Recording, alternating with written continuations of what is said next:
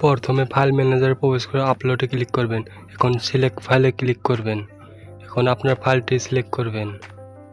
Select করার পর ওপেনে দিবেন। ফাইলটি আপলোড হবে। ফাইলটি আপলোড হতে কিছু টাইম নেবেন। এখন গো ব্যাকে ক্লিক করবেন। এখন ফাইলটি এক্সট্রাক্ট করবেন। এক্সট্রাক্ট ফাইলে ক্লিক করবেন। এই আপনার এই ডোমেনটা কন্ট্রোল সি দিয়ে কপি করে নেবেন। এখন এক্সট্রাক্ট ফাইলে কপি করবেন। ক্লোজে ক্লিক করবেন। এখন ফাইলটি ডিলিট করবেন, এসএমএস ফাইলটি। এখন আপনি ডাটাবেসে যাবেন। আপনি ডাটাবেস তৈরি না থাকে ম্যানেজ ডাটাবেসে ক্লিক করবেন এবং ডাটাবেস ক্রিয়েট করে নেবেন। আমার ডাটাবেস তৈরি আছে তাই ডাটাবেস তৈরি করলাম না। এখন আমি PHP মাই অ্যাডমিনে চলে গেলাম। ডেমো ডাটাবেসে ক্লিক করলাম। এখানে আমার ডাটাবেস ইনপুট করব। চয়েস ফাইলে ক্লিক করে এসএমএস এসকিউএল ইনপুট করলাম। এখন ইনপুটে ক্লিক করলাম। ইনপুটে ক্লিক করার পর সাথে সাথে ইনপুট হয়ে গেল। এখন আমার ফাইল ম্যানেজার চলে যাব। অ্যাডমিনে ক্লিক করব। config.php ফাইল ওপেন করবেন। এখন উপরে ইউজার নেমে আপনার ইউজার নেমটা দিবেন, ডাটাবেস ইউজার নেম দিবেন।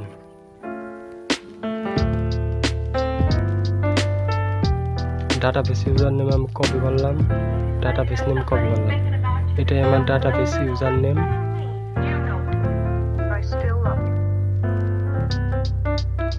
এটাই আমার ডাটাবেস পাসওয়ার্ড। এটাই আমার ডাটাবেস নেম। সব সেম রাখছে, আপনার ইচ্ছা মতন দিবেন, আপনার সেম রাখবেন না। এখন নিচে যাবেন, নিচে এই ইউআরএলটা চেঞ্জ করবেন, তাহলে কিন্তু চেঞ্জ না করলে কিন্তু কাজ করবে না।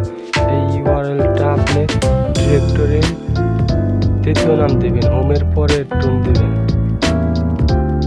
হোমের পরে টুন, রাজুটিজি এটুন আছে, এটুন আপনার ডাটা অন্যটা থাকবে, এটুনটা বসায় দেবেন।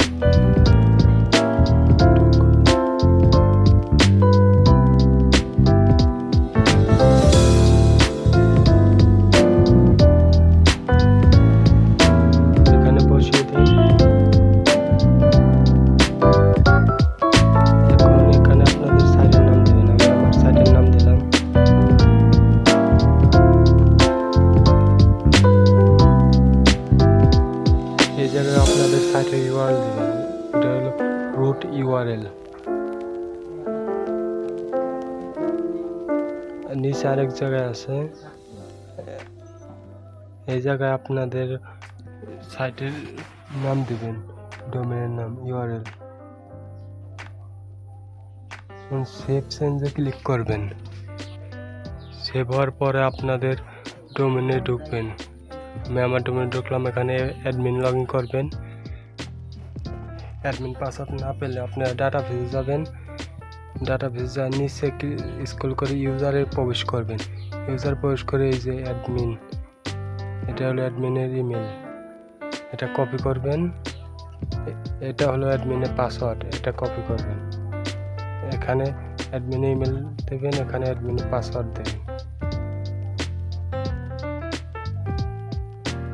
লগ ইনে দিলে আপনার ড্যাশবোর্ডে লগ ইন হয়ে যাবে। এখন আপনারা সব কাজ করতে পারবেন। এপিআই কন্ট্রোল থেকে শুরু করে সবই, ইউজার আলাদা registration, log in, user block report, all সব কিছু করা যাবে।